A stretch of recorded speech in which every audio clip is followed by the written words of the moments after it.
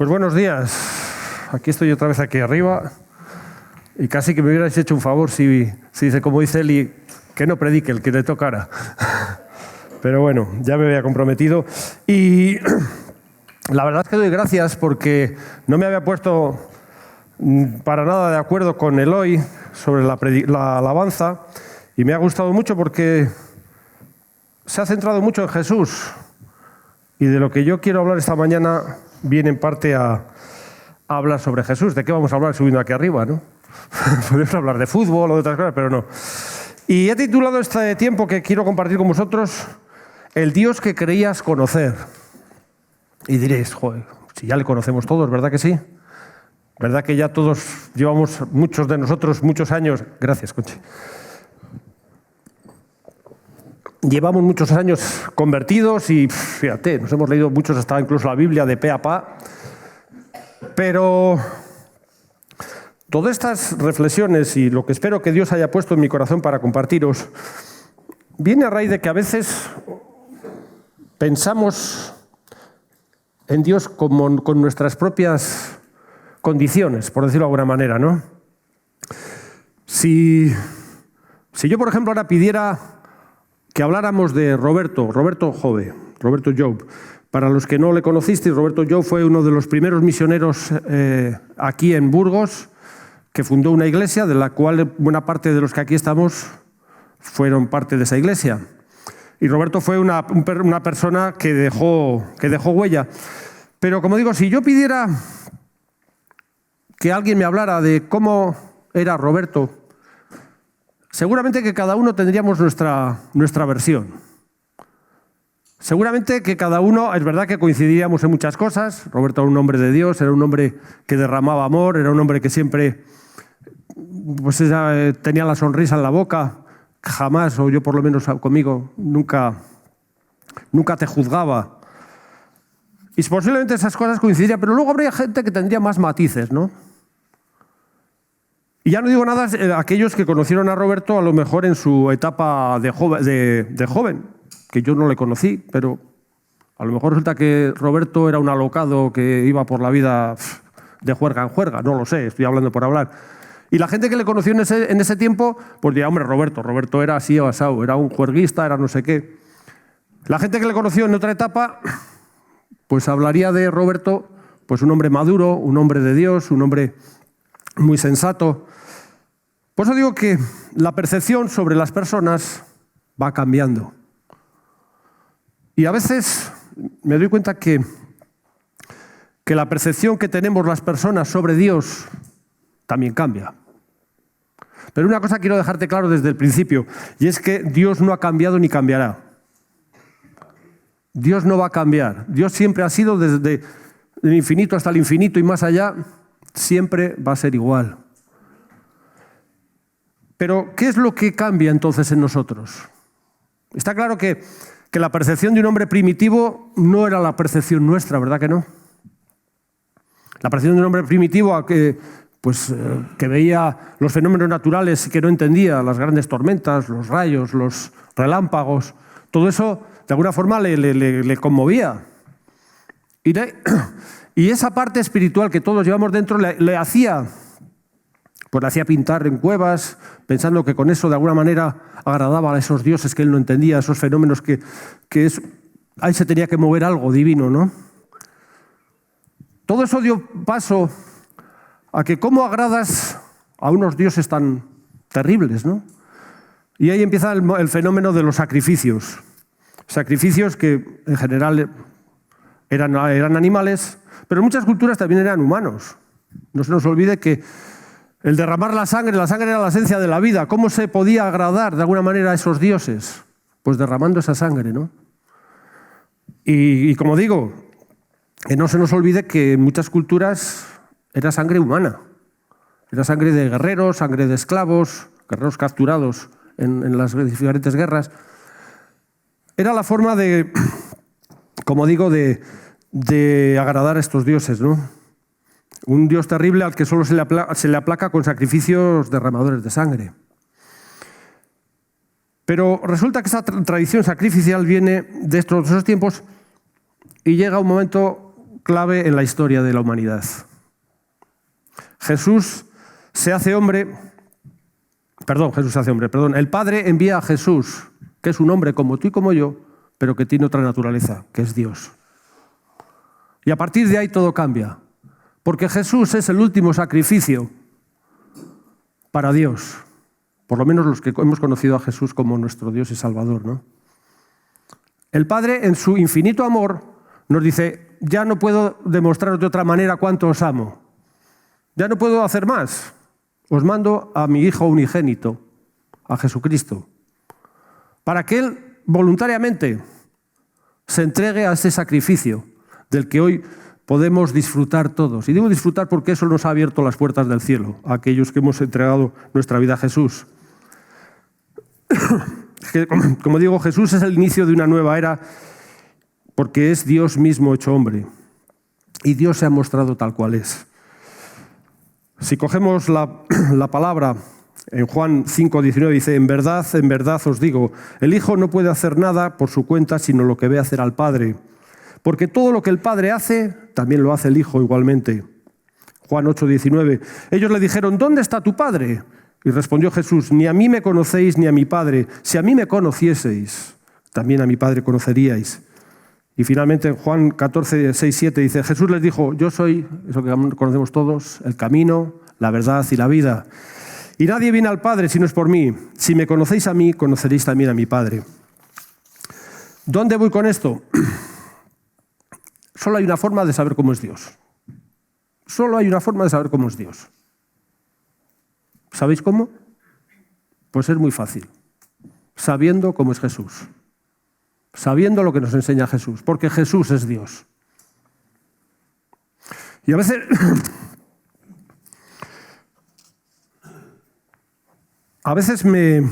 los que llevamos mucho tiempo en el Evangelio, me doy cuenta que a veces perdemos esta perspectiva.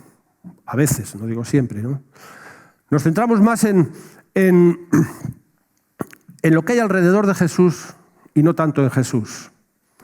Y no se nos olvide, Jesús es el culmen. Lo que hay antes de Jesús y lo que hay después de Jesús en la Biblia tiene que estar enfocado en Jesús. Porque si no, la Biblia no vale para nada, ¿eh? Si la Biblia no está enfocada en Jesús, la Biblia no vale para nada. ¿Qué barbaridad estás diciendo, Mateo? Por la cara que ponéis. ¿O no? Si alguien me dice lo contrario, podéis levantaros y os invito. Si la Biblia no está enfocada en Jesús, la Biblia no vale para nada. Porque Jesús es Dios y todo tiene que converger en Jesús. Yo si os preguntara, ¿cuántos de vosotros creéis que la Biblia es santa? Pues saldréis como un resorte, todos, ¿verdad? ¿Pero por qué la Biblia es santa? A los biblistas a lo mejor no sé si os voy a... La Biblia no es santa como tal. La palabra de Dios es santa, pero ¿quién es la palabra de Dios? ¿Quién pensáis que es la palabra de Dios? Tú no lo digas, Dionisio, que ya sé que lo sabes. ¿Quién pensáis que es la palabra de Dios? Jesucristo. Muy bien. Ahí se resume todo, en Jesucristo. La palabra de Dios es Jesucristo. Dice, como no podía ser de otra manera, Juan en el capítulo 1, ¿no? En el principio la palabra existía y la palabra estaba con Dios y la palabra era Dios. Todo se hizo por ella y sin ella no se hizo nada de cuanto existe. En ella estaba la vida y la vida era la luz de los hombres y la luz brilla en las tinieblas y las tinieblas no la vencieron. Ahí está la definición clara de lo que es la palabra de Dios, lo que es el verbo. Es Jesús.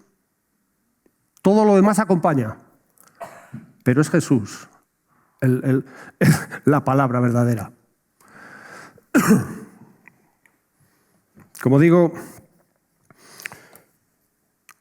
¿cuántos desastres se hubieran evitado, verdad? Si los hombres hubiéramos leído la palabra de Dios, la Biblia, a la luz de Jesús. ¿Cuántos desastres se hubieran evitado si hubiéramos leído todo cuanto pone la palabra de Dios enfocado en Jesús? Como sabéis, todo Todo, como es aquello de todo texto sacado de contexto, es un pretexto, ¿no? Y la Biblia ha sido así muchas veces. No, es que en el Antiguo Testamento defiende la esclavitud. O sea, que si aquí pone que la esclavitud existe, vamos a crear esclavos. Y vamos a ir a África y nos llevamos barcos y barcos de personas destinadas a una vida animal, peor que los animales. Las guerras, aquellos que les gustaba bendecir los cañones y las... No, es que también en el Antiguo Testamento pone la guerra santa de San Agustín. Pues no hay guerras santas. La guerra no deja de ser guerra. Y todo lo que atenta contra la vida humana va contra Dios. Y no nos quepa otra. ¿Cuántos desastres se hubieran evitado si los hombres de verdad, aquellos que se decían creyentes, hubieran leído la Biblia con los ojos de Jesús?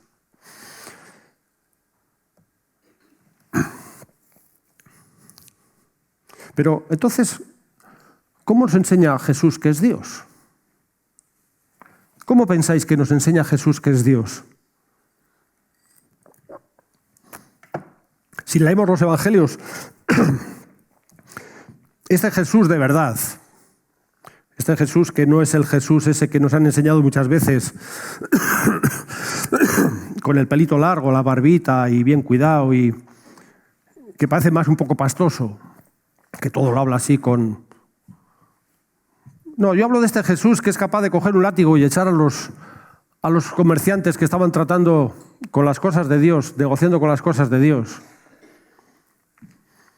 Este Jesús que les echa la reprimenda a los apóstoles cuando está en la barca dormido y le despiertan y dice, pero inútiles, que sois unos inútiles. ¿Cómo es que no sois capaces de parar la tormenta?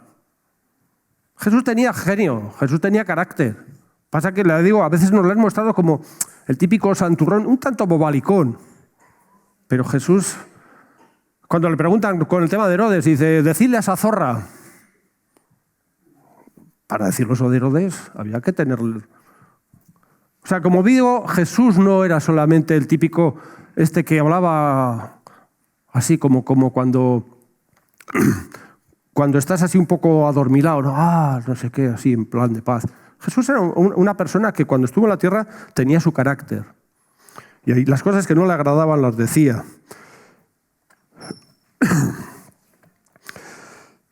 Pero Jesús nos enseña muchas cosas, como digo, nos enseña la necesidad de nacer de nuevo.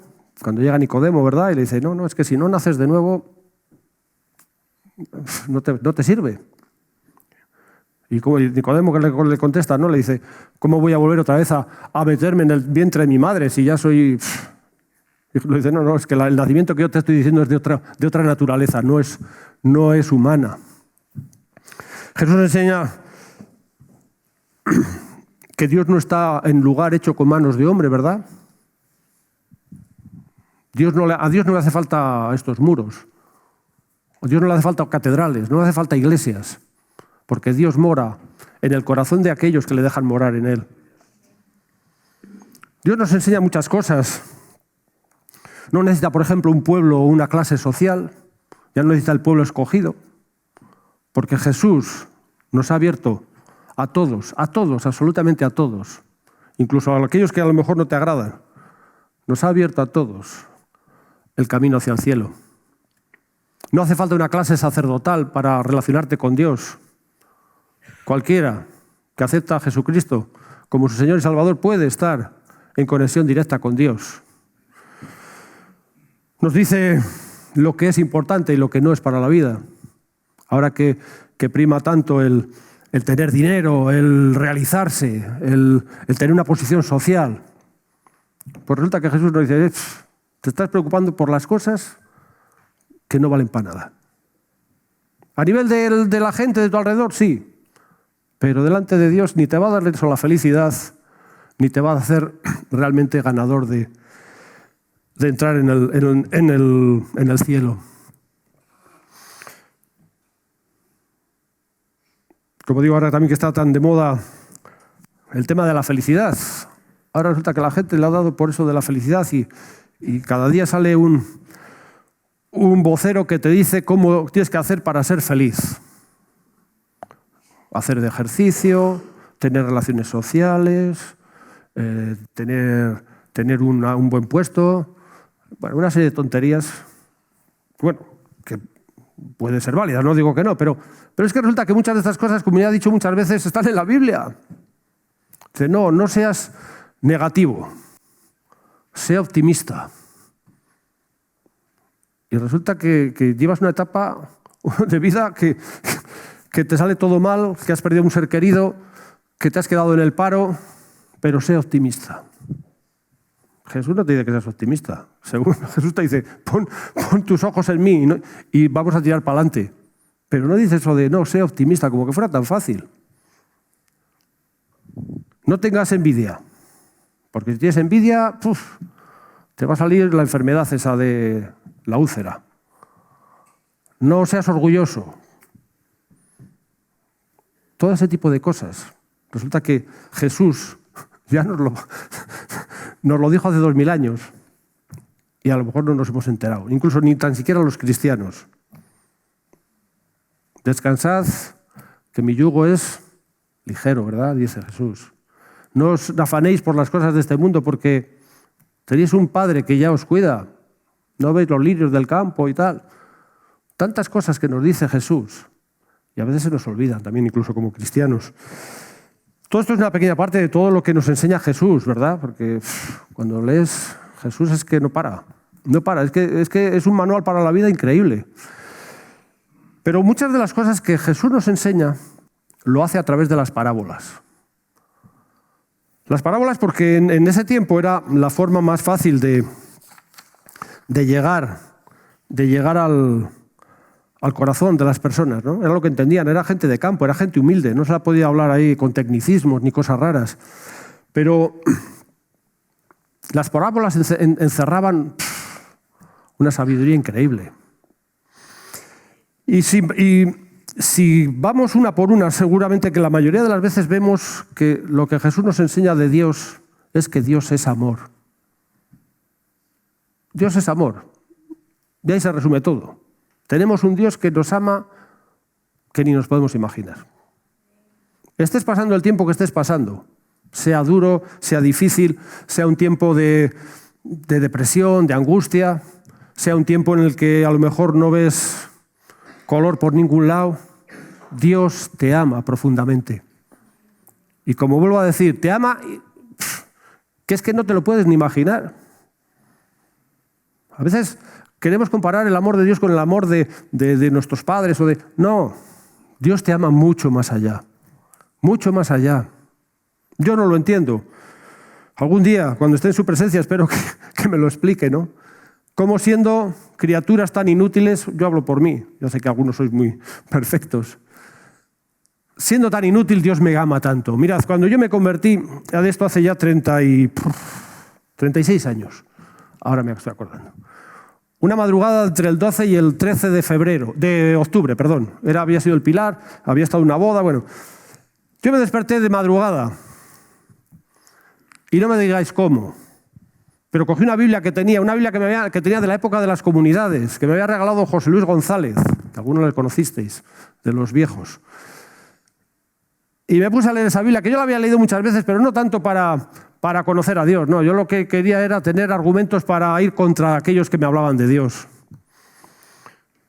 Y me puse a leer, me acuerdo, la parábola del sembrador, que la había leído más veces. Pero mira, algo pasó en mi vida, que de repente sentí un amor tan tremendo, tan profundo, que eso hizo que todos mis esquemas se cambiaran. Todo se cayó. Todos los argumentillos esos que tenía de medio semifilosóficos, de haber leído de aquí y de allá, todo se cayó. Porque de repente descubrí que Dios me amaba pero es que no, de verdad. Alguno diría, pues ¿qué te habías comido? ¿Algún tripio, alguna cosa de las que había en aquella época? Pues no me había comido nada. Había dormido muy poco, me había despertado de madrugada, cosa rarísima, porque el día anterior había dormido poquísimo, había estado jugando al fútbol, que entonces yo jugaba. Y estaba suficientemente cansado para haberme acostado y haberme caído desmayado hasta el día siguiente. Pero no sé por qué. Dios, en su misericordia, me hizo coger la Biblia, empezar a leer y de repente tenía una sensación que no la puedo explicar. Porque Hay cosas que puedes hablarlas pero no puedes explicarlas. Y ese fue donde empezaron a cambiar toda mi vida. Han pasado 36 años. Sí, 36 años.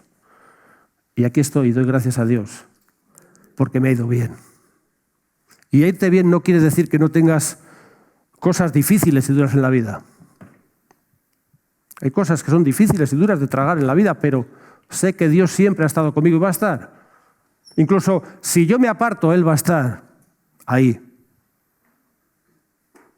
Por eso aquellos que tenemos algún hijo que en su momento se ha apartado, yo tengo fe y esperanza de que Dios sigue estando ahí. Y algún día volverán. De repente me di cuenta que yo que me creía tan bueno, que yo no necesitaba a Dios, porque finalmente, bueno, pues sí, tenía mis líos con...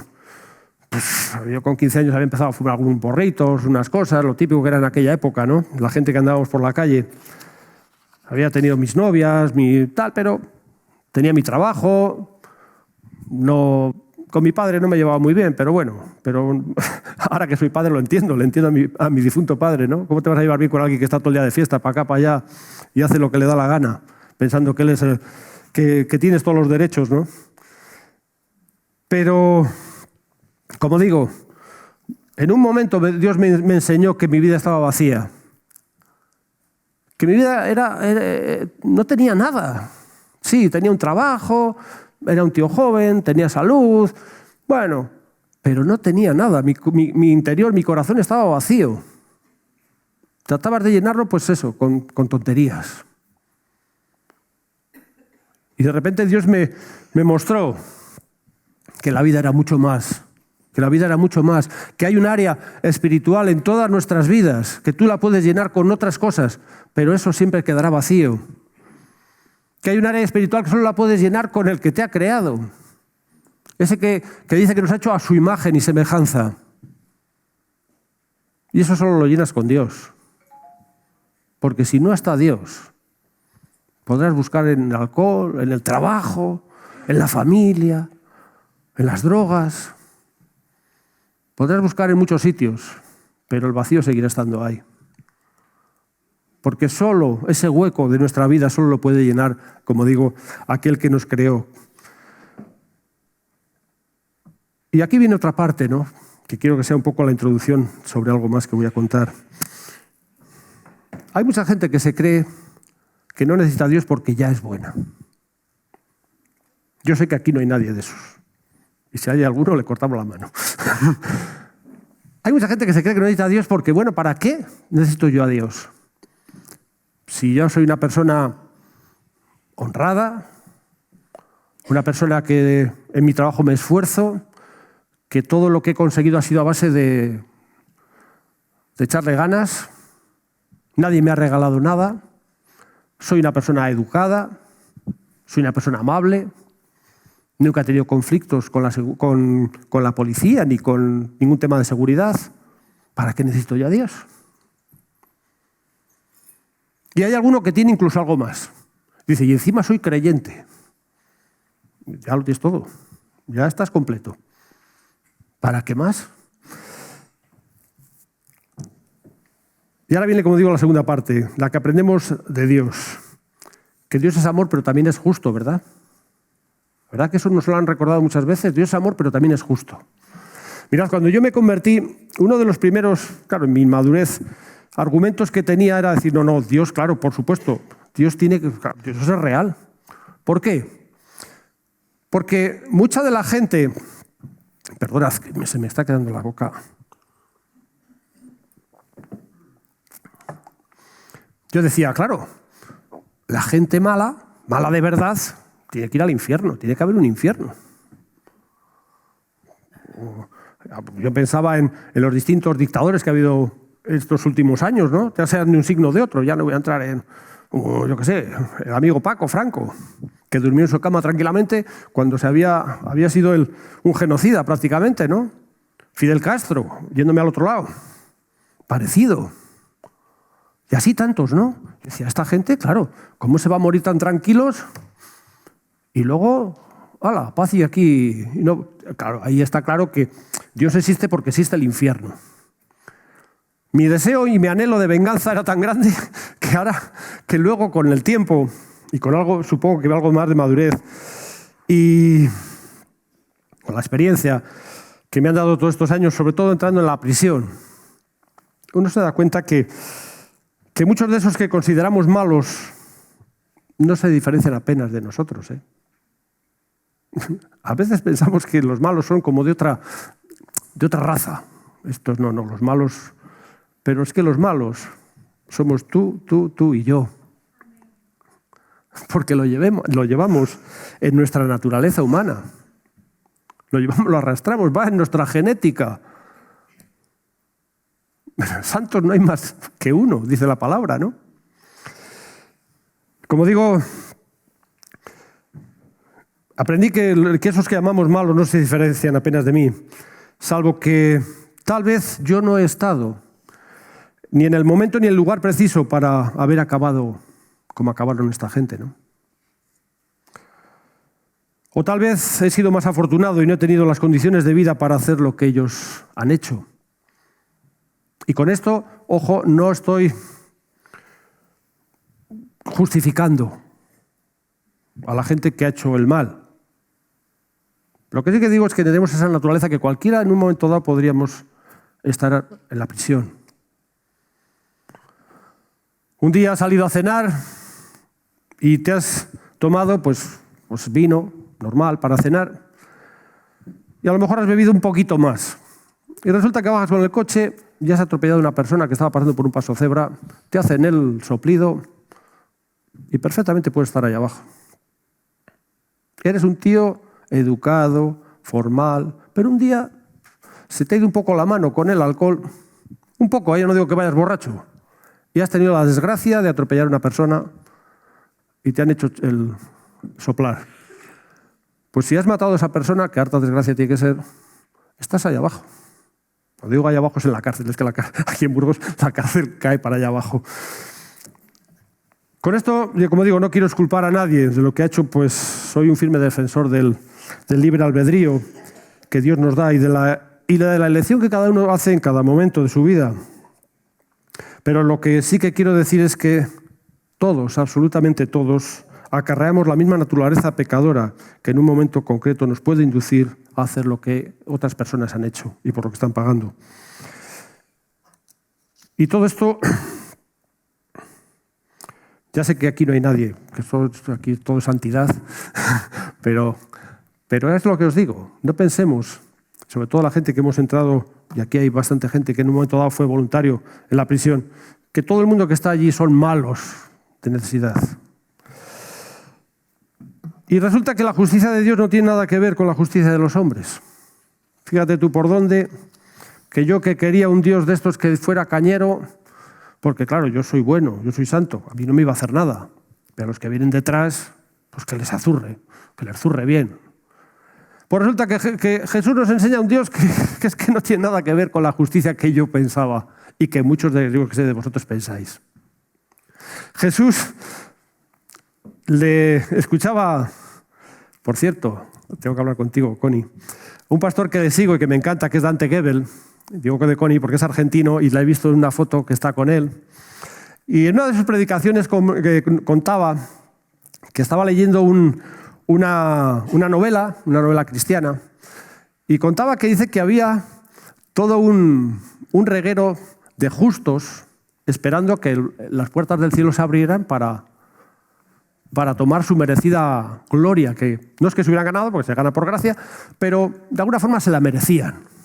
Gente que había sido buena, honesta, que había hasta dado el diezmo. Hasta había dado el diezmo. Y ofrendas. Y resulta que están todos en la cola y se abren las puertas y el primero que entra es un católico. ¡Buah! Ya se montó. Un católico. ¿Pero cómo va a entrar un católico en el cielo? Un idólatra. Un idólatra que ha adorado imágenes. ¿Cómo va a entrar en el cielo si la palabra dice claramente que no te harás imagen? Ya empieza el chismorreo. Ya empieza la gente a murmurar. Fíjate, papá. se vuelven a abrir las puertas otra vez. Y no entran los justos. Ahora el que entra es un testigo de Jehová. Dios mío, Dios mío, Dios mío. ¿A dónde vamos a ir a parar? Un testigo de Jehová entrando en el cielo. Pero si estos encima no creen que Jesús es Dios, ¿ahora qué hacemos? Ya eso va subiendo, se va calentando el ambiente. Al cabo de un ratillo se vuelven a abrir y ya piensan que ya van a entrar ellos. Pues resulta que no, que entra un ateo. Ya es el colmo, aquí ya reventa todo. Aquí ya empiezan, ya los chismorreos pasan a blasfemias y en ese momento dice el de la novela que todos se van directos al infierno. Eran los justos, ¿eh? Todos se van directos al infierno. Habían preferido estar en un infierno que se acomodaba más a lo que ellos entendían por justicia que no entrar en el cielo donde de poder disfrutar de la misericordia y de la gracia de Dios. No lo entendían.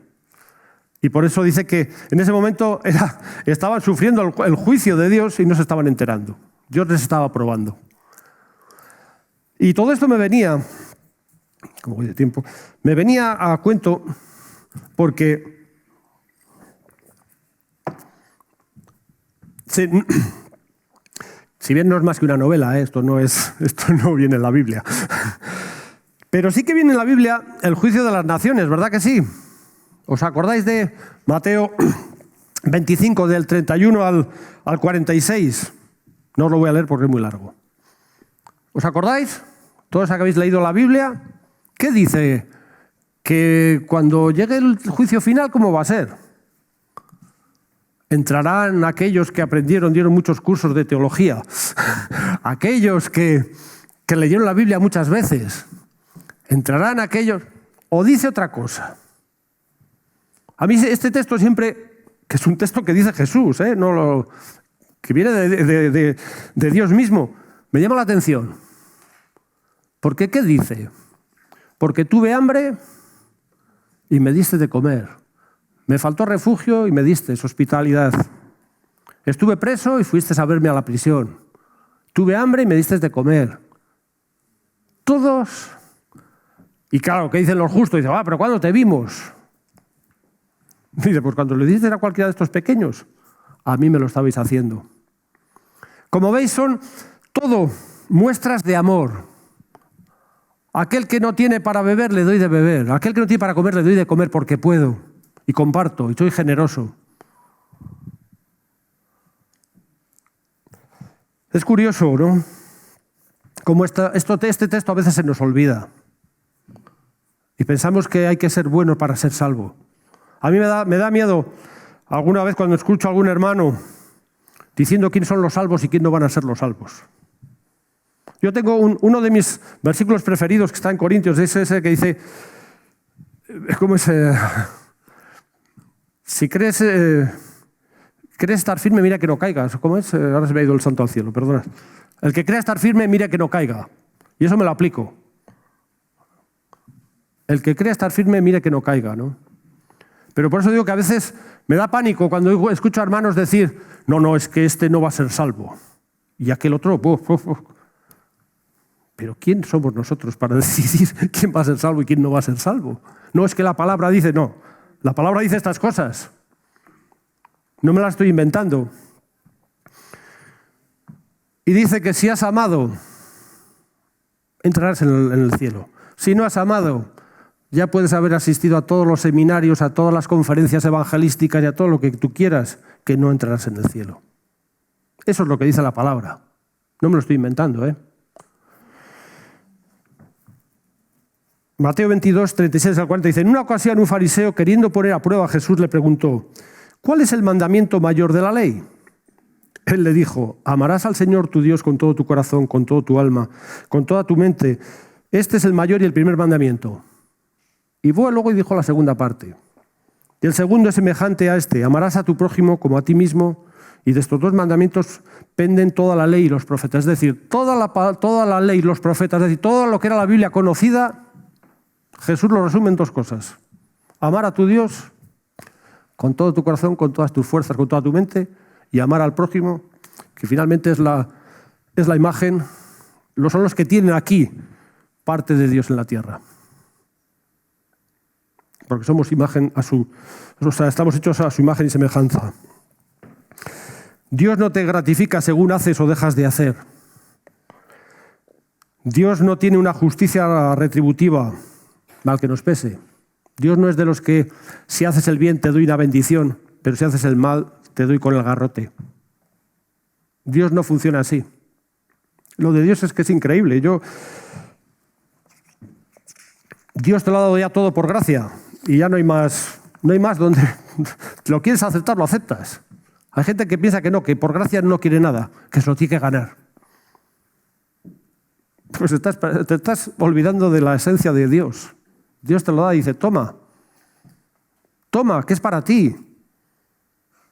Te amo tanto que no tengo en cuenta tu pecado, no tengo en cuenta tus faltas, no me gustan, pero te sigo amando igual. Te sigo amando como tú ni te puedes imaginar. Es un Dios que perdona a la mujer adúltera, ¿verdad? Los que conocemos la historia, ¿qué dice? Nadie te condena, yo no te condeno, que sería el único que podría condenarla. Sin embargo, vete y no peques más.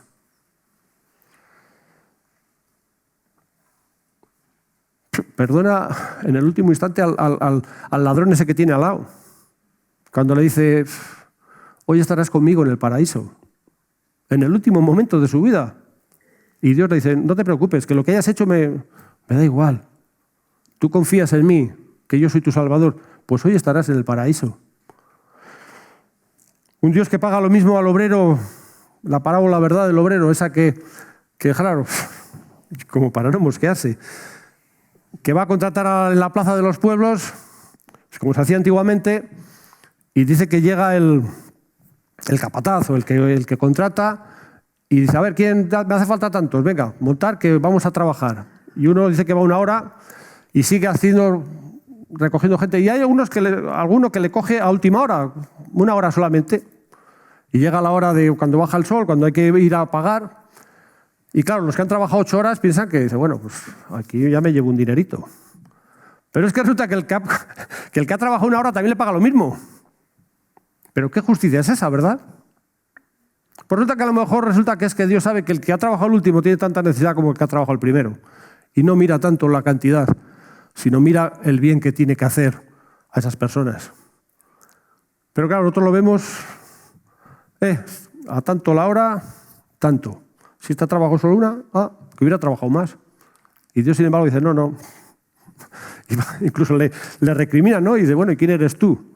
¿Quién eres tú para decir si yo hago bien o mal? Si solo el que pago soy yo.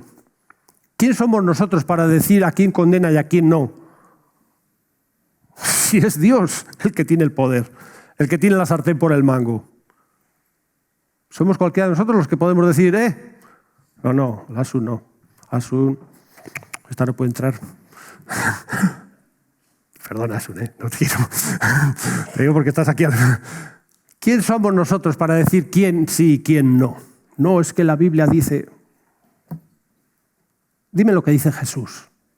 No me entresaques cosas de la Biblia que solamente buscas para buscar argumentos, pero no buscas lo que Dios quiere. Dios solo desea, como dije, bueno, podríamos ir narrando, ¿no? Aquí tengo yo cantidad de escenas donde el amor de Dios se hace tan visible, ¿no? Pero para ir acabando, muy bien, creo que sí. Mirad, si os acordáis de la última vez que subí aquí a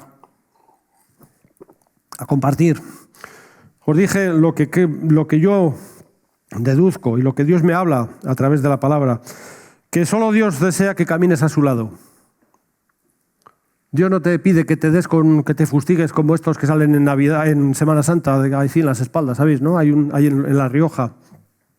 Hay una tradición que se hacen promesas y se van dando con látigos así, los picados, les llaman los picados porque tiene que ir uno detrás para clavarles los edema, ¿cómo se llama? Hematomas, sí, me voy a decir edema, no dices edema. Bueno, los bultos porque si no se morirían. Y creen que con eso agradan a Dios. Hay otra gente que veo a veces en sitios, a veces lo he visto en Sudamérica, en reportajes, que van de rodillas hasta no sé qué sitio y va la gente con las rodillas desolladas, iba a decir, sí, esa es la palabra. Dios no quiere eso. Dios lo único que te pide es que estés con Él cada día, que te acerques a Él, que le digas lo que hay en tu corazón, que le pongas tus problemas. Sencillamente lo que Dios quiere es que tengas trato con Él. Dios no te pide más. Dios no te pide cosas extrañas. Te pondrá desafíos, es verdad. Te pondrá a veces situaciones en las que tendrás que escoger o elegir. Pero si tú sabes que Dios está contigo, ¿quién va a estar contra ti? Si Dios está conmigo, ¿qué me importa todo lo que tenga que venir? Pues, como digo, me gustaría que, ahora que estamos en este tiempo de Adviento, volviéramos a redescubrir a Jesús. Que como iglesia volviéramos a redescubrir a ese por el cual decimos llevar el nombre, ¿no?, de cristianos. Que volviéramos a descubrir todo lo que la Biblia nos habla de Él. Jesús es la palabra hecha hombre y toda la Biblia, como decía, solo se puede interpretar a la luz de Jesucristo. No hay nada en la Biblia que si no lo interpretas con la visión de Jesús tiene sentido. Nada. Todo, desde Génesis hasta Apocalipsis, tiene que estar enfocado en Jesús, que es la palabra, como digo, encarnada. Y solo a través de Jesús sabemos cómo es Dios. Cuando te preguntas cómo es Dios, pues dices, mira, pues como Jesús me enseñó. No hay otro. Así, tened en cuenta que Dios es amor y que su justicia no tiene nada que ver con la nuestra. Que Dios es justo, con una justicia que, como digo, no se parece para nada a la de los hombres. Y que Dios a través de Jesús nos da la nueva naturaleza divina por la que somos llamados hijos de Dios. La naturaleza pecadora quedó atrás. En la medida que tú caminas con Dios, tu naturaleza coge otro grado, un grado superlativo que es naturaleza divina. Pues me gustaría animaros, ahora que entramos en tiempo de Adviento, que celebramos que Jesús está por llegar, aunque ya llegó, bueno, que redescubramos a Dios en Jesús, que redescubramos de verdad cómo es Dios a través de Jesús. Pues que el Señor os bendiga.